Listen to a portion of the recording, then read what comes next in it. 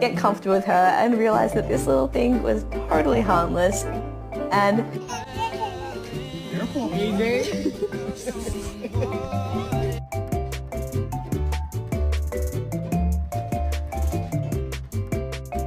Good morning, cows!